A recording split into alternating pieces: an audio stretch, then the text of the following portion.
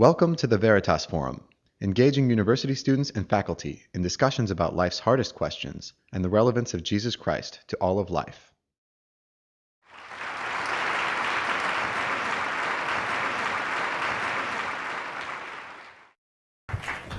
Well, ladies and gentlemen, thank you very much for this warm welcome to this magnificent university campus.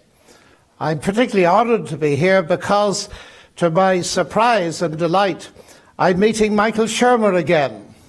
I last encountered him in my home University of Oxford last year, so it was on my turf. Now it's on his turf. And I'm so thrilled that you take on yourselves the responsibility to get the big ideas into the public by means of dialectical discussion. Now, you have asked me to speak to you on why evil, the nature of evil and suffering. Evil and suffering come from two logically distinct sources. They are often intertwined. The human source, the problem of moral evil, the awful things people do to one another. And then there is natural evil, the natural disasters and diseases, earthquakes, tsunamis and cancer, the problem of pain. And the heart of the question goes back many centuries to Epicurus. And David Hume, writing, said, Epicurus's old questions are yet unanswered. Is God willing to prevent evil but not able? Then is he impotent. Is he able but not willing? Then is he malevolent. Is he both able and willing? Whence then this evil? And some people say that events like 9/11 show us that there is no God. And early this morning I walked in your beautiful Heroes Garden, and it brought into my mind a reflection that I was at ground zero on 9/11 last year. And I listened to the entire service, the reading of the names. And I was deeply moved by something very striking. I heard many assertions of faith in God and his love and the hope it gave to the loved ones left behind. And indeed so vivid were some of the readers' faith that they spoke about their relatives, not in the past tense, but directly addressed them as if they were still alive. One of the most moving was, Dad, you're my hero. Happy birthday. I didn't hear one atheistic reaction on 9/11.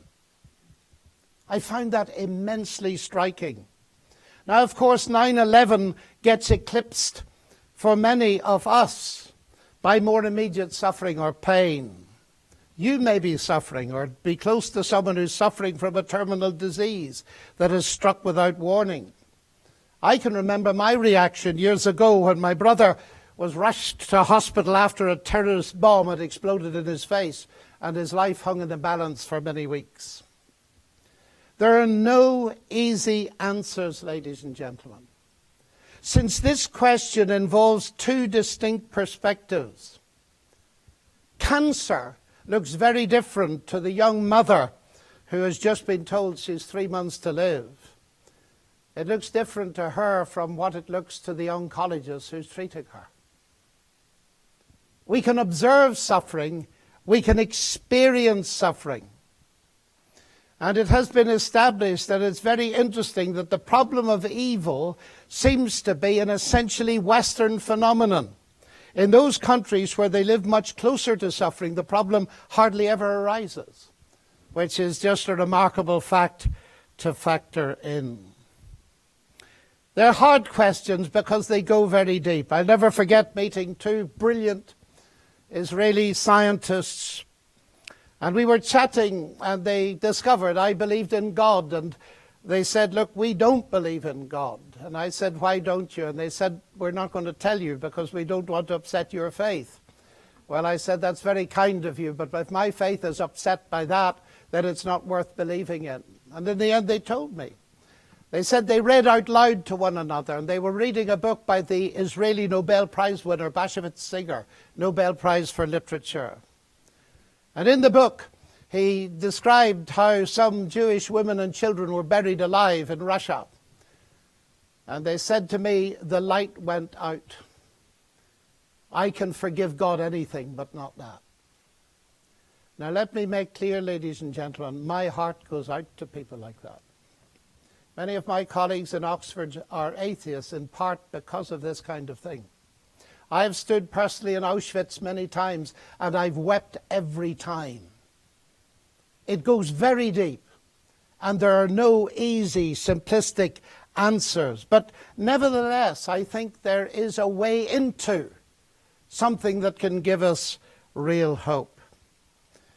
I understand the atheist reaction, and yet I have a problem with it as I observe it from outside. If there is no God, where do the concepts of good and evil that we all possess come from? Because outrage against the evils in the world presupposes a standard of good that's objectively real and independent of us. But if there is no transcendence, no God, then how can there be such an objective standard of good? And if there's no moral evil or good in any case, the concept of ethics disappear and moral outrage is absurd. Friedrich Nietzsche saw this very clearly. And he pointed out that the death of God would mean the death of compassion, kindness, and forgiveness. I quote, "When one gives up Christian belief, one therefore deprives oneself of the right to Christian morality. Christian morality is a command. Its origin is transcendental. It possesses truth only if God is truth. It stands or falls with belief in God. Why morality at all, when life, nature, history are non-moral?" And Richard Dawkins, interestingly, agrees with him. He writes, "The universe we observe has precisely the properties we should expect. If there is at the bottom no design, no purpose, no evil, and no good, nothing but blind, pitiless indifference. DNA neither knows nor cares. DNA just is, and we dance to its music." Ladies and gentlemen, that's correct. The terrorists who flew the jets into the Twin Towers were simply dancing to the music of their DNA, and therefore you cannot blame him. Now notice exactly what Dawkins says. I've debated it with him. He's never retracted it. There is no good, there is no evil. That is the deconstruction of all morality and all moral concepts. And it seems to me he stands with Nietzsche here, and it's the logical outcome of his worldview. Ironically, though, if he believes there's no good and no evil, then what does he mean by saying 9/11 radicalized him as something so evil that it made him determined to get rid of all religion? There's a double think, of course, and there's a reason for the double think. It's an obvious one. It's the fact that we're hardwired as moral beings, whether we believe in God or not. And from a Christian perspective, that makes complete sense, because one of the central claims is that human beings are unique, made in the image of God. They're moral beings. And so no matter what worldview we espouse, we discover that we're moral beings. And that's what we're faced with, which is why Dawkins philosophically rejects good and evil, but actually is outraged by what he sees to be morally false. Not only that, ladies and gentlemen, I dare to say that there are absolute moral standards. Michael Ruse, who's an atheist, says there are some things that are just wrong. Torturing babies is just wrong, ladies and gentlemen. And J.L. Mackie, who was an atheist philosopher at Oxford, said this: "Ethics constitute so odd a cluster of qualities and relations that they are most unlikely to have arisen in the ordinary course of events without an all-powerful God to create them. If then there are such moral values, they make the existence of a God more probable than it would have been without them. Thus we have, after all, a defensible argument from the existence of moral values to the existence of God."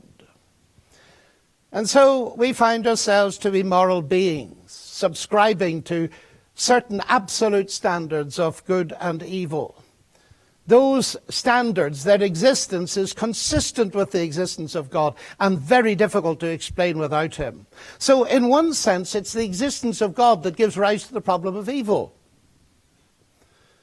And that is why so many people feel, and we can understand it, can't we?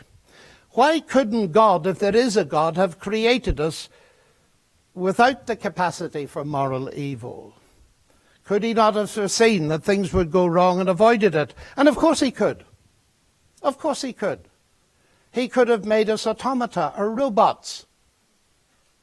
But then we would have been less than human. Robots programmed what we wanted to do would be incapable of certain things. I have a wife. I've been married 45 years. I'm glad she's not a robot. If I arrived at home and found the iPad in front of my robotic wife and it had instructions on it, kiss, and I pressed this button and I got a kiss, it wouldn't be very exciting, you know.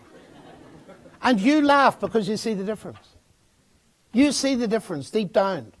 You wouldn't want to be like that. And the interesting thing, we find ourselves wishing for God to do something that would ultimately mean we were wishing ourselves out of existence. You couldn't have love if you can't have hate, you see. And that's the fascinating thing, that God has created a world of people in his image who are capable of the richness of love. And the very odd thing is that a lot of evil has occurred on the way to give you your existence, hasn't it? Maybe your mum and dad, oh, well, they wouldn't, you're far too young, met in a bomb shelter during World War II. And it was the evil of the bombing that led to your existence. Life is exceedingly complex and sophisticated, isn't it? And here we find ourselves in a world where we have these marvelous choices. The existential writer Jean-Paul Sartre said, "The man who wants to be loved does not want to possess an automaton. And if we want to humiliate him, we need only try to persuade him that the beloved's passion is the result of a psychological determinism." So what I'm arguing for is the very existence of the freedom to choose, and therefore the capacity for love, is inevitable if you want to create people like that. Now, we find ourselves like that. And therefore God took a risk. Of course he took a risk. I think there's some parents here. I'm a parent. I'm a grandparent. I took a risk in allowing my children to be. I knew that they could grow up to reject me. I've never met a parent yet that gave that as a reason for not having a child. Because we all hope, it doesn't always turn out that way, of course, that children will grow up to love them. So, like God, we create creatures risky in its effort. And you know, we can argue till kingdom come, and we have done, and it's very interesting, what a good God might do, could do, should do, and so on. We go round and round in circles, and we never solve it. So I ask a different question. Granted, ladies and gentlemen, that this experience of human life is full of ragged ends. We see some beauty. It's a bit like Coventry Cathedral. You go into it, you see that a bomb has hit it, but you can see traces of beauty. And we ask ourselves the question, is there anywhere any evidence in the universe that you can trust God with the ragged ends? That's the key question. We'll never solve them all. But is it possible to trust God with them? And this brings me to the heart of it. Christianity is unique in having at its center an absolutely stupendous concept of God becoming human. This God, said Nietzsche, who is on a cross. But let me take it seriously. Ladies and gentlemen, come with me for a moment. If this is really God, what's God doing on a cross? I'll tell you what it tells me, at least. It tells me that God has not remained distant from human suffering. but has himself become part of it. And he didn't remain on the cross. He was taken down, he was buried, and he rose again. And of course this is the key point, because the problem of evil and suffering looks very different if you live within a worldview that's got a resurrection and a life after death. I wouldn't for a moment dream of standing here if I didn't believe that Jesus Christ has broken the death barrier, and there's evidence for it, and that makes the universe look totally different. It's utterly unique, ladies and gentlemen. Christianity competes with no other religion for the simple reason that you'll find this nowhere else. And it seems to me that this is a way into the question. And I have seen its effect with many people trying to cope with suffering. I arrived in Christchurch, New Zealand 2 days after the earthquake. And I had to meet people that had lost their wives and their husbands just like that. And it was wonderful to see them begin to respond as I tried to explain that there were no simple answers, but here's a possible way in. And a little note was left for me after one such lecture. The lady was too afraid to stay. She'd lost her husband, but on the note it said this: "This is the first ray of hope I now see." Thank you, ladies and gentlemen.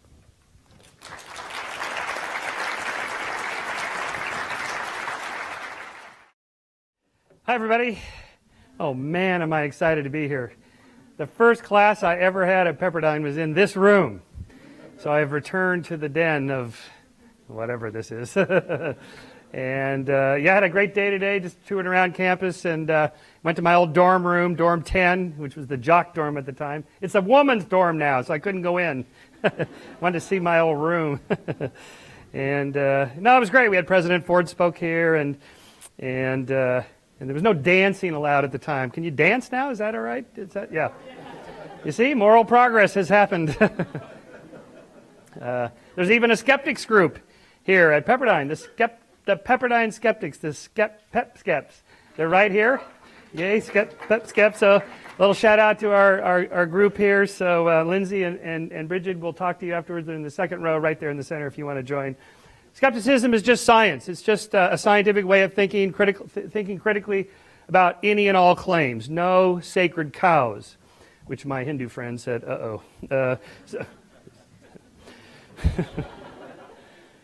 But I do appreciate John's comment about, and also the Veritas Forum, that the whole point of being in college here and having these sorts of debates is just to think critically about all of these claims. So that's what we're doing here.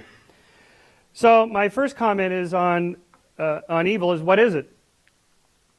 I mean, we use the word rather loosely. We say, well, this is evil like it's really bad, which is fine as an adjective. Yes, some things are really, the Holocaust is truly evil, something like that.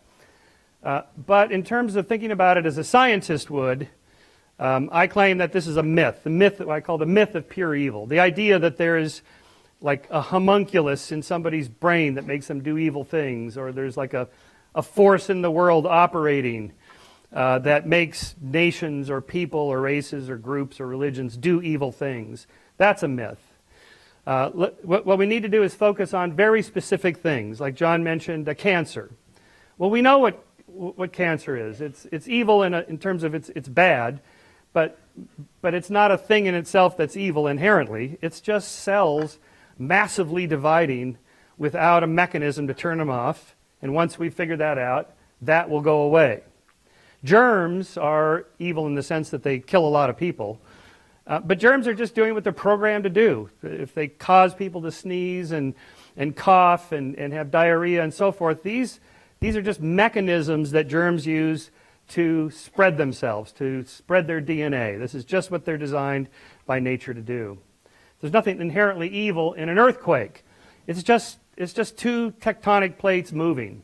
That's all it is. It's just a physical process. If you build your houses right on a fault line, like some people have done on the other side of the mountain range over there, and there's a shift in the tectonic plates, yeah, it could wipe out houses, people can die. It's bad, but it's not evil. There's nothing. It's just earthquakes doing what they do.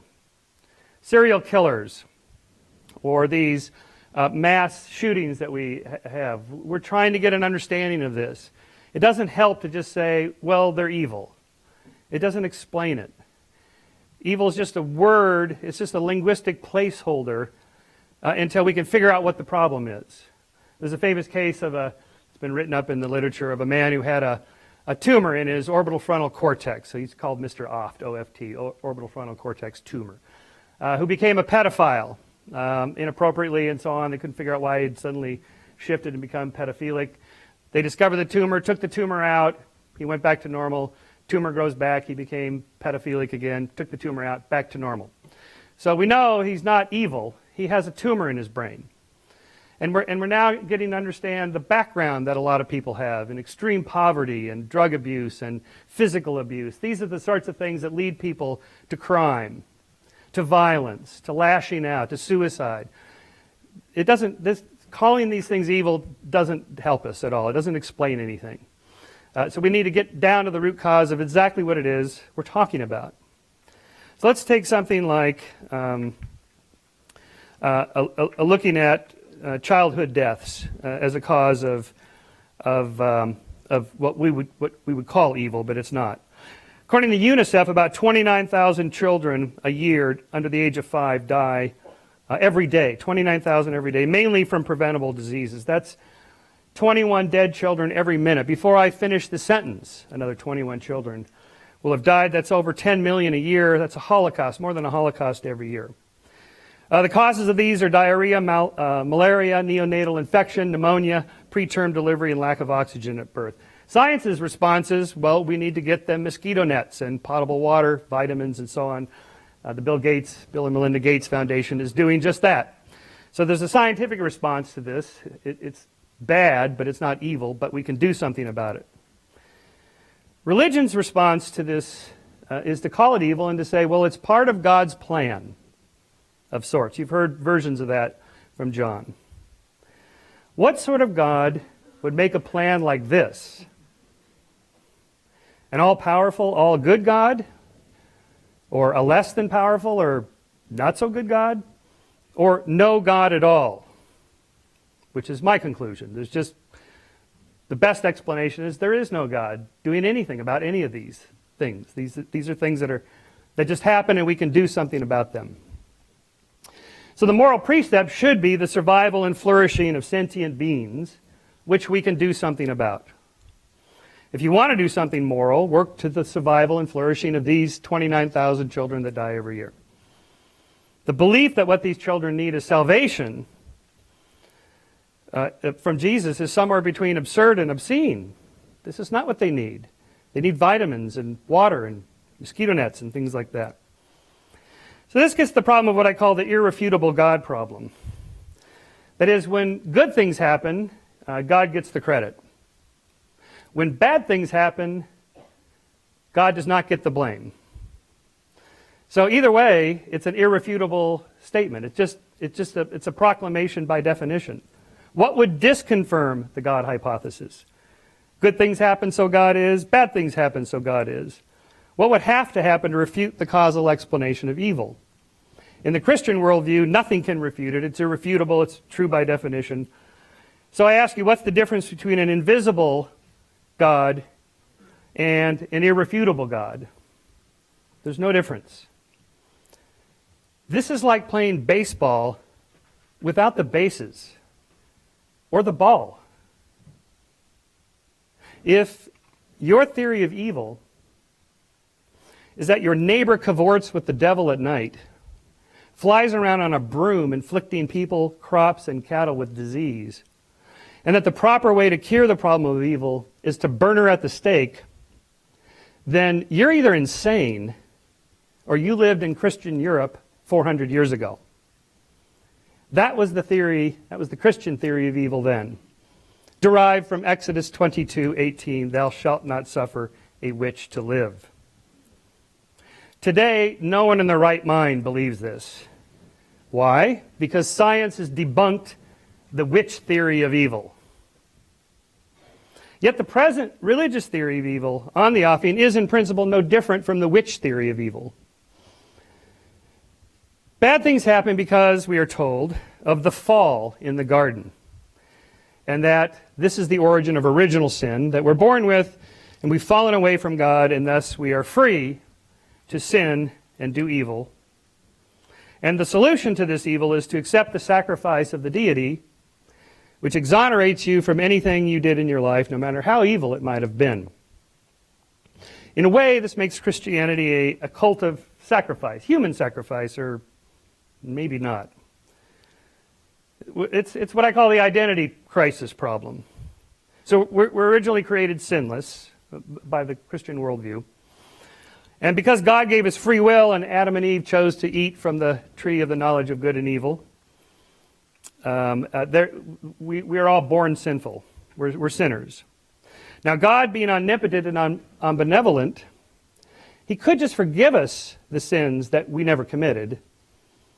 But instead, he sacrificed his son Jesus, who is actually himself, because Christianity is a monotheism. There's only one God. So Jesus and the Holy Spirit and the Father is 3 in 1, 1 in 3. You know that story. So the only way to avoid eternal punishment for sins we never committed from this all-powerful and all-loving God is to accept his Son, who is actually himself, as our Savior. John 3:16. You've seen it in every football game in America. So God sacrificed himself to himself to save us from himself. In some other context, this would be barking mad. But because we're used to the story, it just sounds like something to accept. It doesn't explain anything. Furthermore, if you don't accept the logic of this proposition, you get to spend forever in hell. Your flesh seared by fire for all eternity. Why? Because God loves you. Again, who in the right mind would accept this on the logic alone of it? But again, we're just used to the story. In any case, I dare say that, witches aside, most of us, we don't get our morality from the Bible. The Bible sanctions a lot of evil: genocide, rape, slavery, stoning to death people for such frivolous infractions as working on the Sabbath, taking the Lord's name in vain, or more serious sins such as being a woman who loses her virginity before marriage.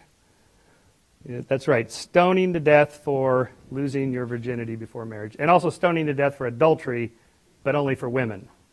The men wrote these rules, by the way, in case you didn't notice. And for being homosexual. How many, show of hands, how many here think gays should be stoned to death? Of course. We're all modern moralists. Every one of us. None of us gets our morality from the Bible. And that's a good thing. The author of what is supposed to be the greatest moral book ever written didn't even get it right on slavery. If it's that untrustworthy, why isn't there a simple, straightforward commandment? Something like what Abraham Lincoln said: if slavery is not wrong, nothing is wrong.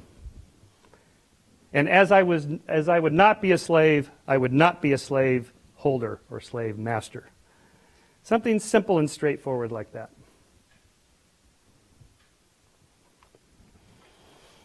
So we're left to decide, what is it that we're supposed to do about evil? What is the explanation for it? Again, we need to just break it down and define it in very specific things. What's the thing we're talking about that we're trying to understand?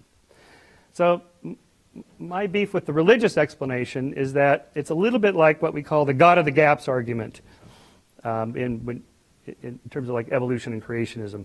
There's a gap. It's an interesting problem. It's a hard problem to solve. Science hasn't got an explanation, so God did it, or Satan did it, or an evil force did it, something like that. What happens when the gap gets filled by science? Then we have an explanation. And the religious explanation falls into disuse. So the long-term trend that we've experienced in the last 5 centuries is science slowly but surely displacing religion as an explanation for various things. One of the last is evil, morality and evil. What is the source of these things? How do we know what's right and wrong? So we have a pretty good idea of this now. I've written a book on this, on the science of good and evil. How do we know what's right and wrong? We're a social species. We have to know how other people are going to respond to us, whether we're cooperative and nice, pro-social, altruistic, or whether we're greedy and nasty and avarice and cutthroat. We are all of these things. And we've evolved immoral emotions to adjust and respond to other people. So the religious explanation for right and wrong is, well, God did that. God gave it to us or something like that. From an outside source, that's the outside source. Again, whether that's true or not, it doesn't explain it. Why do we have emotions like guilt? Just take guilt. Why do we have guilt? Why is that even there? What's the purpose of that? And to just say, well, God gave us guilt. It doesn't explain it. Why? How did this happen? What's the reason for it? So what you're hearing here is a difference between a religious worldview and a scientific worldview of explaining these really hard problems that we're trying to work on. The more economical, the more prudent explanation for evil is the scientific one, the breaking it down, the looking at very specific things and asking what's the cause of that and what can we do about it, versus just the gap filling, it just happened and that's it. And again, whether that's true, whether there's a God or not is sort of irrelevant to that point. We still want an explanation for it. And science is the best tool we have for understanding evil. Thank you.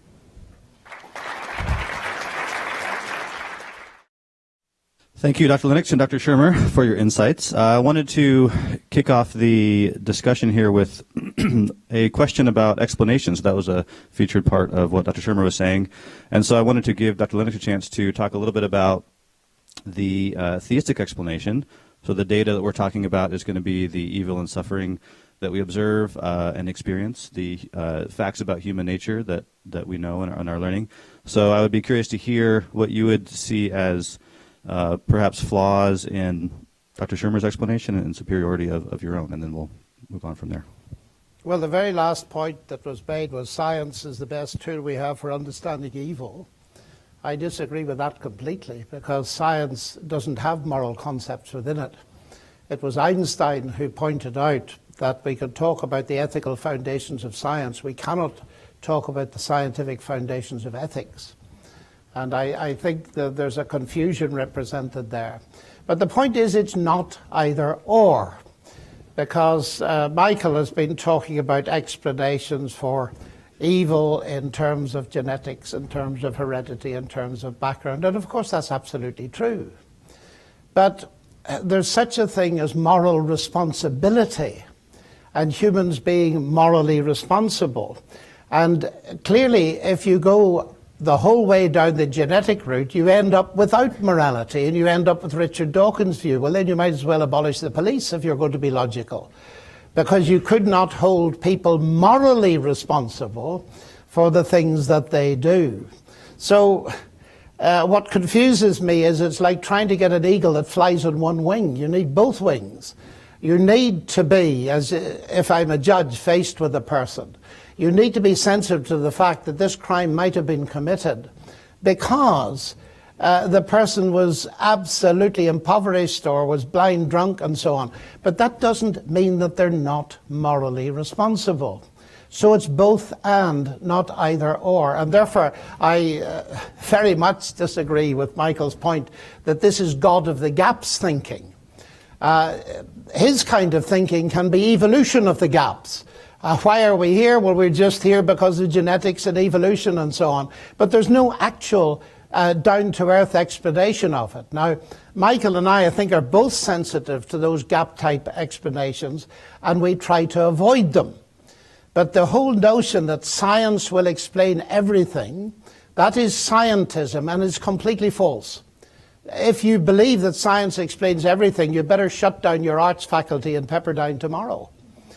Because ways to moral truth, actually, Sir Peter Medawar, who is a Nobel Prize winner, says it's very easy to see the limits of science. It cannot answer the simple questions of a child. Where do I come from? What's the meaning of life? What is the meaning of morality? And he says it's to religion, literature, philosophy that we must look for these things. So I simply reject. I'm a passionate scientist, but I believe with Medawar that we do science no service to saying it's the best tool to deal with it. And with morality, I don't think it's the best tool. I think it's a tool that can give us insight, but it can't deal with the actual moral values at all. Dr. Shermer, you presumably would disagree with Dawkins about the fact that morality no longer exists on a purely naturalistic worldview. And so if that's right, say a little more about where you think he went wrong and how, maybe flesh out your own explanation of right and wrong based on these notions of survival and flourishing. Right. Okay. So when we talk about say something that we typically think of as human evil, so like Auschwitz, the Holocaust, why did this happen? So we have a pretty good understanding now of how the dynamics of social groups unfold under certain conditions where you can, like Milgram showed, you can get average college-age kids like yourself to go all the way up to 450 volts on the box of delivering electric shocks. You can get people to do this under certain conditions. And the Holocaust is just this writ large with a whole bunch of other half a dozen to a dozen different psychological conditions. So you can just say, yeah, the Holocaust is evil. Yes, of course it's evil, it's bad, but why? Why did it happen? So we want to know this so we can prevent it from happening again. Okay, so now why do we want to prevent this from happening? Well, because we have a deep belief that killing people for no good reason at all, or just because we think they're an inferior race or whatever, is not acceptable. This used to be acceptable. In biblical times, this was quite common. Genocides, well, you know, you've read the Bible. I'm in a Bible college. Every other chapter is a disaster. It's an extermination. It's a Holocaust. It just happens over and over. You just pick it up and read it. It's there. The Bible is really a series of stories about tribal warlords fighting over land and women. It makes perfect sense in the context of then. We no longer accept that. Why do we no longer accept that? There's not been any new interpretation of the Bible like, oh, we discovered this new commandment that said people should never be treated as a means to an end, but are an end in themselves. This appears nowhere in the Bible. This is Immanuel Kant. Or people have inherent rights, like to privacy. This is Jefferson and Locke, the U.S. Constitution, the Bill of Rights. You have certain things that are protected. This does not come out of the Bible. We are all fully modern moralists that we got not from religion. We've all sort of shifted along in the moral zeitgeist of becoming ever more moral based on the belief that the survival and flourishing of individuals is the foundation. It's objective. It's outside of you and me. So, John, I make the argument that unlike Dawkins and most scientists, actually, that we can bridge this is-ought barrier, that science can tell us something about what's right and wrong, really right and wrong. And I think we've seen that, because what's happened since the Enlightenment is that we've all adopted this belief in expanding the moral sphere to include more and more sentient beings. And I use the term sentient beings, not humans, because we are now all becoming more sensitive to the fact that dolphins and chimps and so on are sentient beings. They feel, they think, they're conscious, they're self-aware, they're like us, and so they deserve to. They have rights. They should be treated properly and so forth. So we've all adopted those conditions. Nobody here believes in slavery, and so mark my words on this one little point, because it's a current topic: gay marriage. All right, in 20 years, we're all going to look back at this debate we're in the middle of right now, like we look back now in the 50s with the black and white drinking fountains, or the pre-Voting Rights Act of 1965. We will look back on this like we look back on that now, as just ludicrous. What were they thinking? Gays shouldn't be treated equally under the law? What? And yet, look who resists this more than anybody else. It's mostly religious groups that resist this expansion of the moral sphere to include gays. Now, my other little prediction, just sort of half tongue-in-cheek, is that in 20 years when we look back, the religionists will take credit for it. And they'll say, see that Episcopalian minister? That was our guy. Yeah, but just like with slavery, and you have the champion of William Wilberforce, who was he having to fight against? His fellow Anglicans and religionists, who all fully believed in slavery. You can read these impassioned treaties and essays and papers and articles and arguments for why blacks are inferior, why blacks are better off in slavery than northern whites who are in poor factories and so on. They had all these arguments. No one would make these arguments today. The moral sphere has expanded, not thanks to religion, thanks to secular, rational reasons. I thought you might. You, in common with Richard Dawkins, are constantly saying nobody gets their morality from the Bible. That's false, actually. What you're talking about is certain aspects of Old Testament. Now, the research on slavery is very interesting, because slavery in the Old Testament was nothing like slavery in America, or slavery in England, or slavery in Africa. It was partly a protection of very poor people, and the scholarly research on it has shown that the thing you're talking about, the religious Christianized justification of slavery in America, is a false deduction from the Bible. And we must make a distinction between what Scripture actually says and false deductions from it. Now, I did a little test. I've actually written about it, and I'll send it to you since you've been so kind as to give me your book. I did a little test because Richard Dawkins says nobody gets his morality from the Bible, so he lists a new 10 commandments. Every one of them is to be found in the Bible. You see, the notion of respect for other people, the golden rule, you'll find it in every religion, no religions, pagan philosophies, and you'll find it in the Bible. So I just think this pet phrase, nobody gets the morality from the Bible, is totally misleading.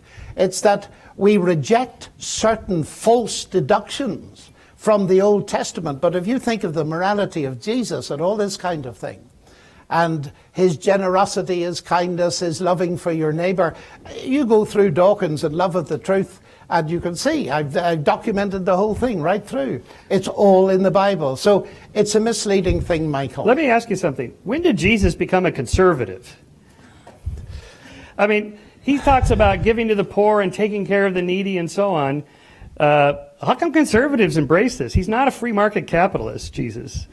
So my point is that we cherry pick passages in the Bible that fit our more modern moral sentiments, our senses. But my of dear what's sir, right that's wrong. exactly what you've been doing. Okay, I'm going to step in real quick because I do think we want to keep the topic on. So great discussion, but we would like to keep it on evil and suffering. So maybe a question for both of you.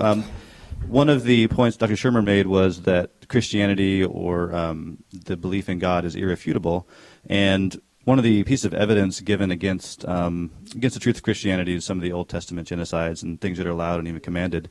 And so, presumably, that it doesn't, you don't consider that to be refutation of Christianity. So, why not? And would there be anything that you would consider refutation or even just confirmation? Well, I was intrigued. Maybe I misunderstood you, Michael, when you said, "What's the difference between an irrefutable God and an invisible God?" Yeah. And do you think there's none? Well, if I say, well, good things happen, and most believers say, well, that's evidence of God's action in the world. Okay, then what about bad things? Well, that's evidence that God chose not to act. What's the difference between a being that you can't tell the difference between somebody who does nothing and somebody who's just not even in existence? Oh, I would take your point there. It's just that I didn't understand that, because what's the difference between irrefutable gravity and... How would we test the hypothesis? I think you can test it. I believe Christianity is refutable, you see. And I mean, as a scientist, I believe it's refutable, absolutely. If you can prove that Jesus didn't rise from the dead, if you can deconstruct every conversion that has transformed lives throughout history. How would you prove Jesus didn't rise from the dead? Well, exactly. Well, you Yes, could find his bones and so on. Okay, I see. Yeah. All right. Well, I mean, his bones. The whole point about Christianity is that it is geared into history. It's not just a philosophy. It's geared into history. It makes a certain number of historical claims. And these claims can be tested by historical methods. And therefore, I mean, I've lived my whole life on the basis that my faith is refutable, and I'm looking for somebody like you to refute it, so to speak. How much time? Because that's quite important. Okay. I'll get you there before I. How do you square the circle of the identity problem I mentioned? Which identity problem? God sacrificed himself to save us from himself. Well, I think that's just an absurdly superficial reading of the thing. I mean, when we come to... You mean it's clear? No, I think this is... Characterize it like that, and you're lifting it straight out of the God delusion. And again, I've been so concerned about that superficial mockery of the cross that I've actually written about it in my recent book, Gunning for God. The notion that God is a fellowship and is very complex goes vastly beyond our ideas, but we can get towards it. You know about sacrifice. You might be prepared to sacrifice something for your daughter. You might even, under certain circumstances, be prepared to take her place, like Darnley and so on. Now, the late Christopher Hitchens and I discussed this, because he was very anti this and thought this is barking mad. That's a Dawkins quote. It's not a Shermer quote. It's a Dawkins quote, isn't it?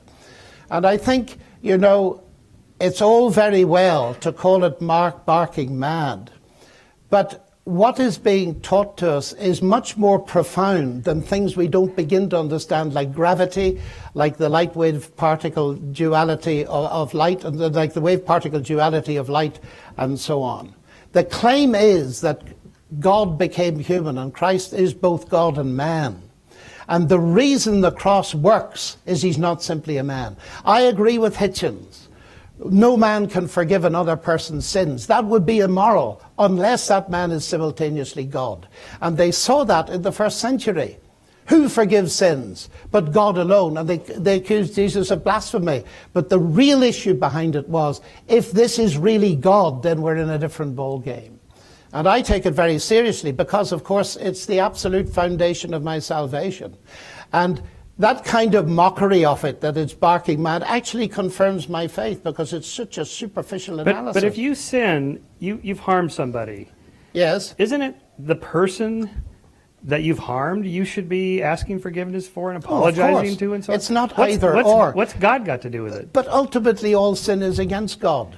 No, see, now you're off the page here you are, if I might just point out a theological thing, I hope you didn't learn it here, that people were going to die for sins they didn't commit, because Paul in Romans 5 makes it very clear that people who did not sin after the fashion of Adam's sin. So I think your theological analysis is a bit suspect there, actually. Well, not that we want to have a theological discussion tonight, but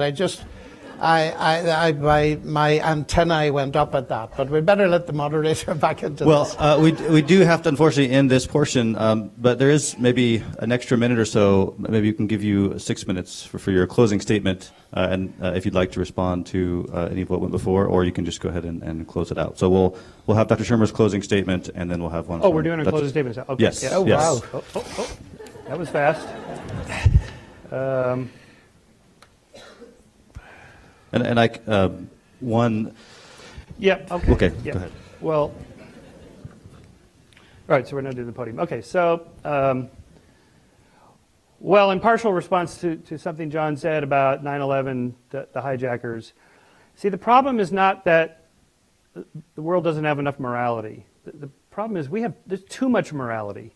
People moralize constantly, thinking that they know what's right and wrong, and everybody else who believes differently is wrong. This is the problem that we face, that not just religion, but religion especially exasperates even more because it's designed to pass moral judgment.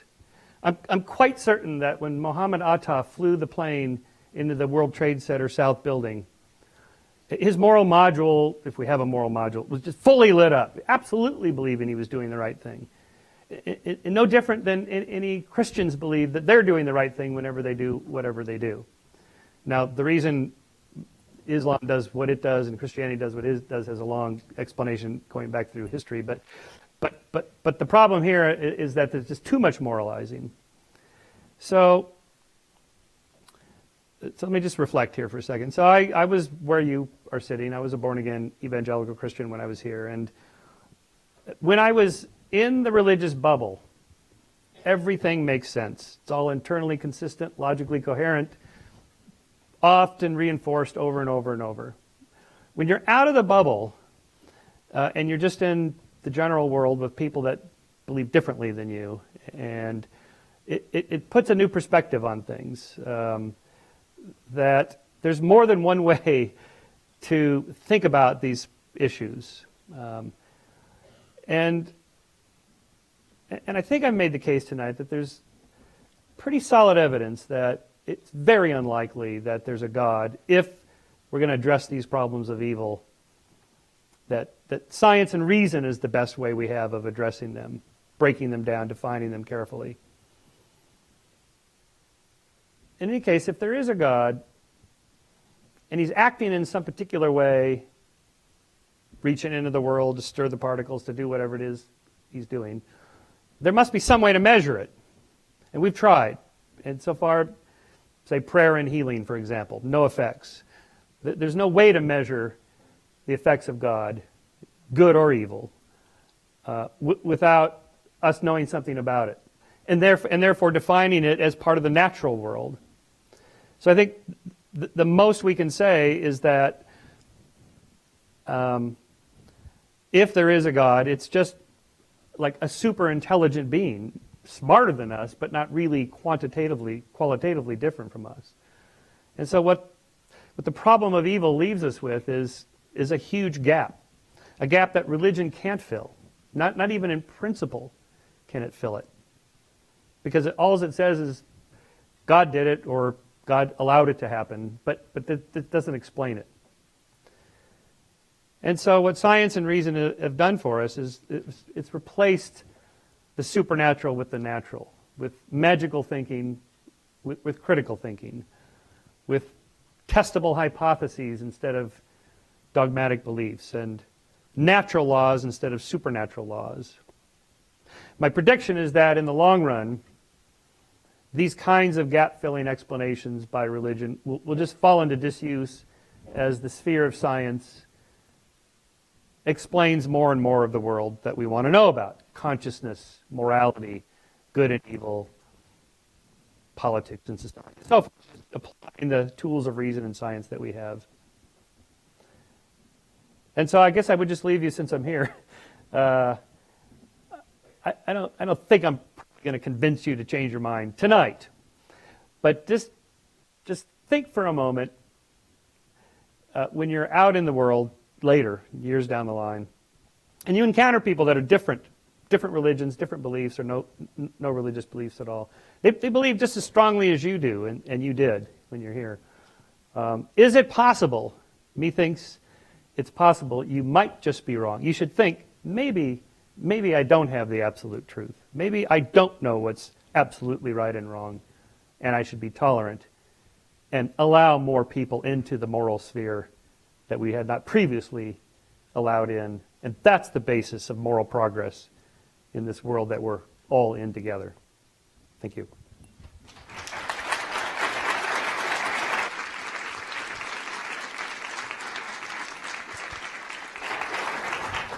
Okay, Dr. Lennox. I'm concerned about the 29,000 children.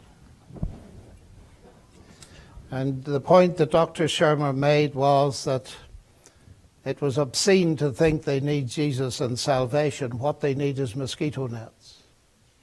I think they need mosquito nets and salvation.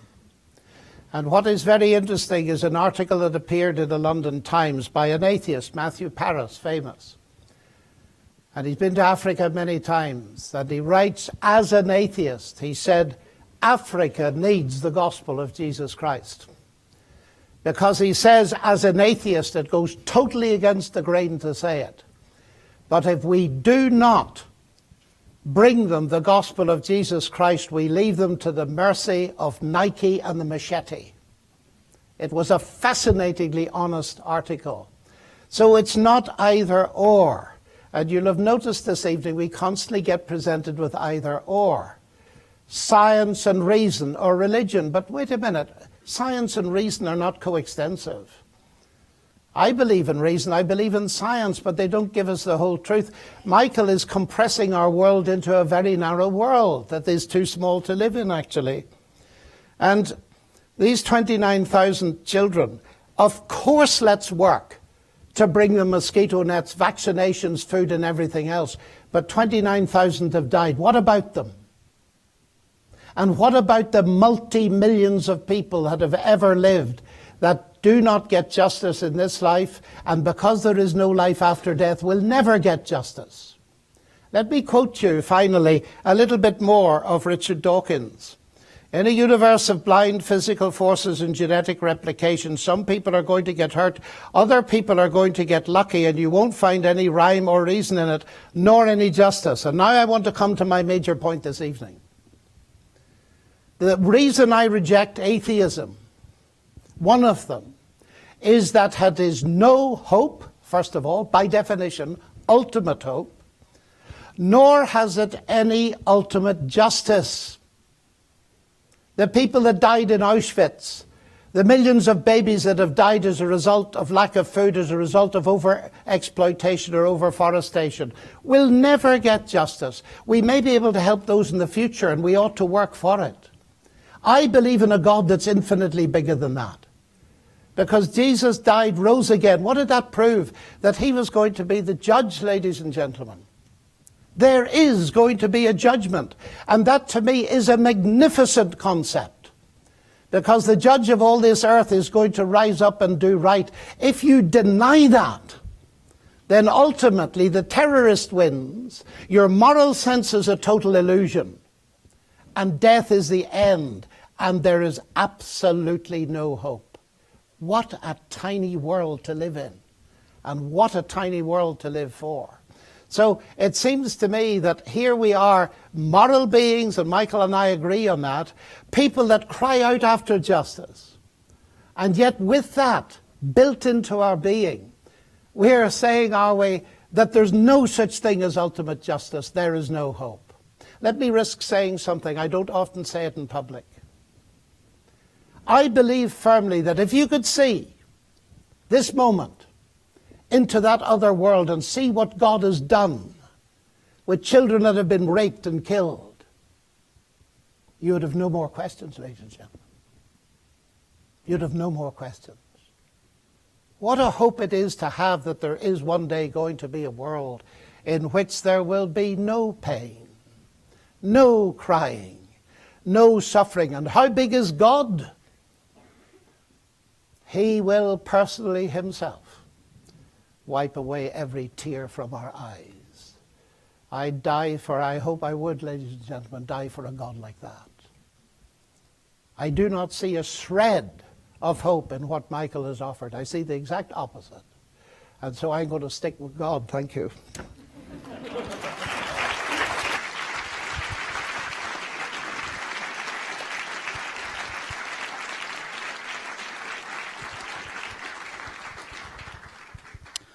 Thank you to both of our speakers.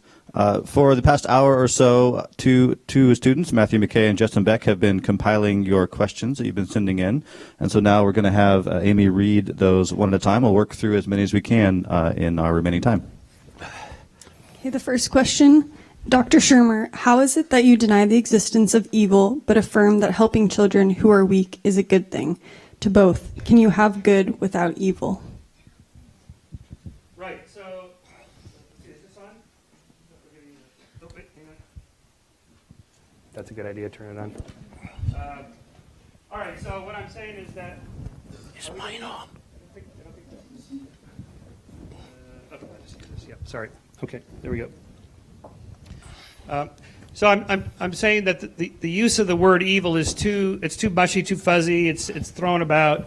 What we scientists do, particularly behavioral scientists, operationally define it. What exactly are we talking about here? All right, now so that's just why I don't like using that word. And so if we're going to talk about cancer, earthquakes, violence, Holocaust, genocides, whatever, they all have different causes that we can examine to try to understand the cause of it and therefore the solution. That's how a scientist thinks about it. Now, in terms of why we would even want to do this, okay, this is the harder problem. And so I'm arguing that, first of all, we have an evolved, deep moral sense of what's right and wrong. There's quite a body of literature showing that not only all people around the world, but even most primates, especially the great apes, have a sense of fairness and right and wrong. You do these little behavioral games in which you can test this. So, for example, there's a game called the ultimatum game. So you have two people. Let's say you two people here come into my lab, and I give you $10. 10 $1 bills. You can give her. You can make her an offer, whatever you want. 50-50 split, $5 each, or 60-40, 70-30, whatever you want. If she accepts your offer, you both get to keep the money. And if she rejects your offer, neither one of you get any money, and the game's over. All right. So what would you offer her? 50-50, you're nice. Women are always nicer than men about these things. Most men try to get away with a little more like, I'll give her $4. Because she's not going to turn down $4. She had nothing to begin with. Well, what about $3? Would you take $2? What if I gave you $100 and she offered you $1? Would you take the $1? You didn't have $1 before. Okay, most people will say, hell no. There's something wrong about her keeping that $99, even though you didn't have $1, you could have got a free $1, okay? Everywhere in the world this has been tested. Any offers that are worse than, say, about 70-30 are rejected. So this is called moralistic punishment. Somebody's willing to pay me $30 to punish this person for making an unfair offer. They could have had a free $30, right? So this and 100 other types of variations on that experiment and others show us that everywhere around the world, people have a deep sense of fairness and right and wrong, and they're willing to punish somebody who doesn't play fair. So all social groups have developed moral systems based on this deep sense, an evolved deep sense. You could do this with chimpanzees, even capuchin monkeys who have tiny little brains. You teach them to swap grapes or cucumber slices for little stones. The stones are like money. And then you play these games, and they do the same thing. If it's an unfair offer, they throw the rock back at the experiment. They're very upset. You can see it. You can see that they have a deep sense of right and wrong. This is where this comes from. And by the way, if you believe in God, why not just say this is how God created right and wrong in social mammals? Because that's what happened. Whether it happened poof, which doesn't explain it, but it happened through an evolutionary process that we can analyze through behavioral game theory models and computers and actual experiments and collect data, that explains it. All right, last point. Why would we ever want to care about that? Why do we care? Because you can't survive in a harsh environment by yourself. We need each other. We're social. So we can say legitimately that we have an objective sense of right and wrong based on fairness and what is good or evil. I don't like those words, but you know what I mean. What's right and wrong in terms of fairness. All of us. It's not just you or Americans and whatever. All of us vouchsafed to the species by dint of that you were born a primate, a social primate. You get it. You don't need God for that.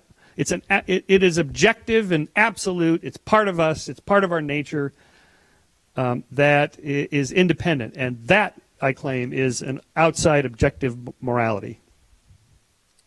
Great. Do we have another question? That was a little long. That was like an entire 6-hour lecture that I did 3 minutes. By the way, I might just point out that the existence of a common morality around the world is wonderful evidence that we are made in the image of God. And for Michael to say we don't need God for that is a half-truth. because we're made as moral beings, atheists are as capable of moral behavior as Christians. In fact, sometimes our atheist friends can put us to shame. But it's evidence that we're all moral beings made in the image of God. And to say we don't need God for it begs the question. Well, but anyway. Does that mean God has an evil streak? He well, of course not, Michael, and you should know that, because... Then what do you mean we're made God like has created us with the capacity to say yes, which means we've the capacity to say no. He's given us the possibility to say yes and no, and that involves that evil may occur, but that is not to say God has got an evil streak. That's nonsense. That would be like saying, I beget children, and I've got an evil streak because my children have the capacity to respond or no. But we know how you beget your children. Okay, well, let's maybe come back to this. It was biology, not a miracle. We do want to leave some time for additional questions. Okay, sorry. Question 2. Some of the worst examples of evil in our world have come from governments that devalue human life. How do you personally define the value of a human life? Okay, so I think we'll let maybe Dr. Lennox answer this one, and then Dr. Shermer after that. Well, it seems to me that the first chapter of Genesis is the mandate for everything, and that's even recognized by atheists. There's a sequence of steps that lead to human beings made in the image of God. The universe, if you look outside tonight, Jupiter looks absolutely brilliant beside the moon. It shows God's glory. It was not made in God's image. You were. And that is what gives human beings an infinite sense of dignity and value. And in fact, Jürgen Habermas, who's one of the continent's leading intellectuals and an atheist, he says, this is the foundation of all our human rights, all our legislation of this kind, all our sense of freedom. And we've nothing else. Everything else is postmodern chatter. And it seems to me here that the Bible is giving us an enhanced view, a very high view. And I don't find it anywhere else. So that's where I get human dignity from. So, some governments are better than others. In terms of what? In terms of the survival and flourishing of their citizens. So, liberal democracies are vastly superior to all other forms of government in measurable, statistical, demographic ways that we could count the number of people that are killed, the number of people that die, and so forth. Now, why do they have these values? Where do these values come from? Okay, it can't come from religion for this reason. Because religion has no rational reason why this particular moral principle, all people should be treated equal. Why? Why should they be treated? Well, God says so. Yeah, well, my God says something different. So too bad. And I've got an army and you got an army, and that's how we're going to settle it. No. What liberal democracies do is they say, you have to give a reason for why you have these principles. Why I should be favored over you, why my perspective is more important than your perspective. And if you can't give us a rational reason for that, then your argument's a bad argument, and we're not going to vote for it. So the checks and balances that are set up, let me put it this way, the constitutions of nations should be based on the constitution of human nature. And ours is. It's based on the fact that we know people will cheat if they can get away with it. So we have to have rules. We have to have a rule of law. We have to have property rights. We have to have a police force and a military. And so you have to have these things. And because people will not just naturally love one another in some kumbaya way. It doesn't happen. You have to structure it to encourage people to be moral. And if you don't, they won't automatically. Okay, do we have another question? Next question. Dr. Shermer used Old Testament examples compared to today's ideas of morality. Dr. Shermer, do you have similar objections to the New Testament teachings yes, of Jesus? as you might expect. Although I will say it's an improvement in terms of expanding the moral circle. Women are treated better in the New Testament than the Old Testament. The Old Testament, women are basically just sex slaves. They're barely better than cattle. That's pretty bad. Now, at least the New Testament's better than that. But we've come a long way since then. I mean, just a century ago, women didn't even get the right to vote until 1920 in this country. And again, who resists this? Well, anyway, just read the history. And remember, okay, so we have to be careful about cherry picking passages. Yes, Jesus has many things that he says that are wonderful in terms of the survival and flourishing of more and more people, expanding the moral circle, turning the other cheek, forgiving people, and so on, instead of smiting and smoting and raping and pillaging of the Old Testament. It's better than that. But he did say several times he did not come to repudiate the Old Testament rules, the laws. He did not. He came to enforce them. He came with a sword. And he didn't exactly tell us what he intended to do with the sword, but it was clear this was a threat of violence. So for each passage that's nice, there's others that are not so nice, so you have to take it on balance. I'm sure you have a short thing you'd like to say to that. I come from Northern Ireland, sir. Yeah, well... The whole question of Jesus and violence is vastly important. The very interesting thing is that he was put on trial by the Roman Empire, accused of stirring up political violence. He was accused of being a terrorist. And what happened? Well, you know that Pilate declared him innocent. And why? Because Pilate needed to know exactly what his attitude to the use of physical violence was. And Christ told him, "My kingdom is not of this world. Otherwise my servants would have been fighting that I should not be delivered to the Jews." And on that point, Pilate saw he was no threat. So that people like those in my country on both sides of the religious divide who take up weapons to defend Christ and his message are not following him, they're disobeying him. And I think the whole idea, Michael, it's very clear, that was the center trial. And therefore it's vastly important, particularly when people get the impression that Christianity is responsible for violence. People that follow and use weapons are not Christian by definition because they're not following Jesus. And it's obvious, of course, why that is the case. Because the one thing you cannot do with truth is impose it by force, especially if it's truth about forgiveness, the love of God, salvation, peace with God, and so on. So, yes, I do think I have an answer to what you just said, yes. Next question. This is for Dr. Lennox. A just God who is also personal would be just in the way that he answers prayers. Why does God answer the prayers of healing for some people, but then ignore them in nearly identical situations? This again is one of those deep situations. I can only answer this personally in a way, rather than theoretically. Because it's quite clear, even within the space of the Bible, that there were occasions when people asked God to heal them, for instance, and he did so. But one of the most famous writers of the New Testament, who wrote more than half of it, is the Apostle Paul. And he had a serious eye disease, and he asked God to heal him from it. And God didn't. He said, "My grace is sufficient for you." And I think this matter is much deeper than we think.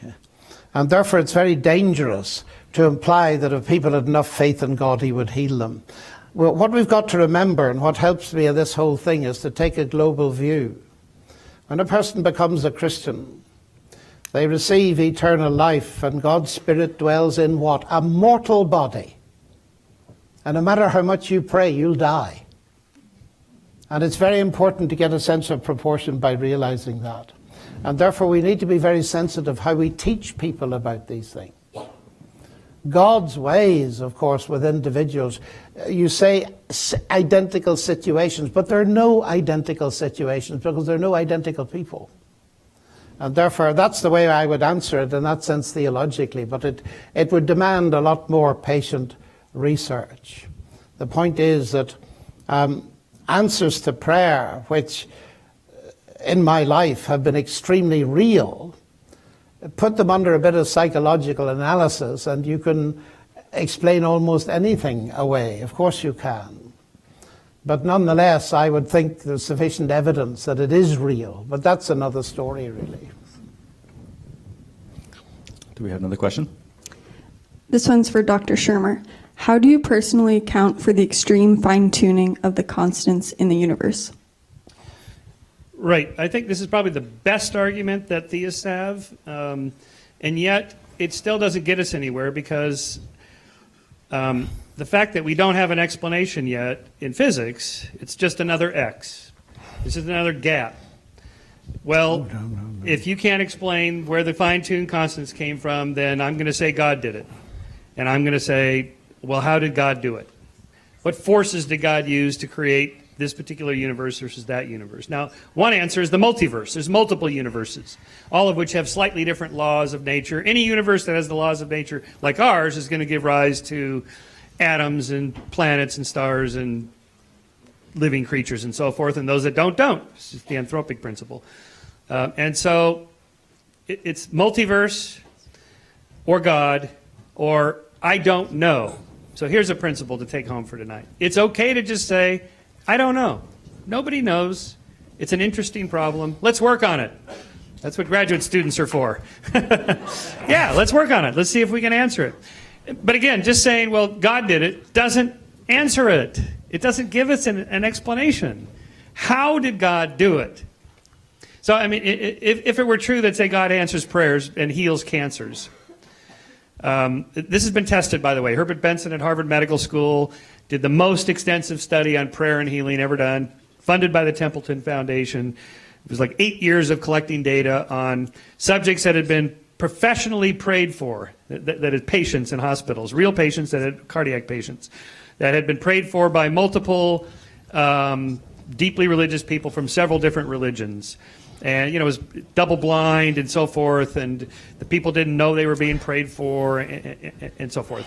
And there was no statistical significant difference between the prayed for group and the not prayed for group, although the prayed for group did slightly worse for whatever reason, but not statistically significant. So I thought maybe because they found out that they were being prayed for by professional religious people, they thought, oh, I must be really sick. But in fact, there was no difference. So no one has ever found scientifically a difference between prayer and healing. But let's say it happened, that you still want to know, us inquiring minds want to know, how does God cure cancer? Does he go into every single cancer cell, tweak the genome to turn the cell from replicating constantly off, turns it off genetically? Is that what he does? We'd like to know if that happened. And if that's the case, why can't we do that? And in fact, we are trying to do that. We're trying to figure out how to turn cancer cells off. God did it. That's a bumper sticker. And Michael, and I believe it, and the end of the story. Michael, I haven't finished my sentence. You say that's not an explanation. It's not a scientific explanation. Suppose we had a Ford motor car here, and I asked you to explain it. You give me a very good scientific explanation. If I said Henry Ford did it, that is an explanation, but it's not a scientific one. It's an explanation in terms of a personal agent. And so those explanations of the Ford car are not in conflict or in competition. They're complementary. So before you dismiss the idea that God did it as being content-free, it's not. Because the idea that God did it is saying, it indicates that there's a personal intelligent agency involved, as well as maybe natural laws and principles and mechanisms and so on. So that's the first point I'd make. Secondly, I think you're in danger of offering false alternatives, God or the multiverse. Don Page, who worked with Stephen Hawking, is a Christian believer who believes in the multiverse. God could create as many universes as he likes. It's not God or the multiverse. I'm very skeptical of it, as was my teacher, John Polkinghorne at Cambridge. And when you say that the fine-tuning has no effect, the first thing I thought of was Alan Sandage, who won the equivalent of the Nobel Prize for Astronomy, the Crawford Prize. He was the discoverer of the quasar. And his response to the fine-tuning at the age of about 50 was to become a Christian. In other words, to say that's a God of the gaps, I think, is very misleading, because you see, the fine-tuning has been discovered as a result of a lot of science being done. It wasn't known 100 years ago. And it's an inference to the best explanation of scientific evidence. I agree with you, Michael, by the way. It is one of the best arguments for theism. And many of your atheist colleagues say that. And I agree, it is one of the best arguments for theism. But it's not a God of the gaps argument. It's an inference to a best explanation. And quite frankly, as a scientist, I would much prefer an explanation that goes towards explaining it rather than one that doesn't explain it at all. But just remember, it's always okay to just say, I don't know. We don't know yet. Yes, it is. I mean, we do not have a unified theory between the quantum world and the macro cosmological world. So until that, once we have that, the fine-tuned mysteries may just go away. We just don't know. It's too early in the game. But Michael, there are two questions here. There's one making an inference from fine-tuning to a personal agency. There is the other scientific question, which is fascinating. It's how does it work? And I think along the line, it just focuses my mind the fact you may be confusing two completely different questions. There's the sort of scientific question, how does it work? What are the principles? And why does it exist? And what's behind it? That's where the God question comes in. Because I think I'd agree with you, God is not the same kind of explanation as science is. My colleague at Oxford, Richard Swinburne, once said, science explains. I postulate a God to explain why science explains. And it seems to me the how and the why question are very important. You can give a scientific explanation in terms of the contraction of muscles and so on as I raise this bottle to my lips. It's a scientific explanation, but there's an agent explanation. I raise it to my lips because I need a drink. Those two explanations are necessary for a full description. And what I think's happening with Michael is he's wanting just a single description to eliminate another possible description. He's using mechanism and law to eliminate agency, when I think they're evidence of agency, actually, in certain parts and in certain situations. That's all. Invisible agents, immeasurable agents. Yes, agents but gravity's invisible, there. Michael. You believe in gravity, but it's invisible. Yeah, but Okay, let's do one more. Let's do one more question. We'll do one more question, then we'll have a special announcement. Let's have the question.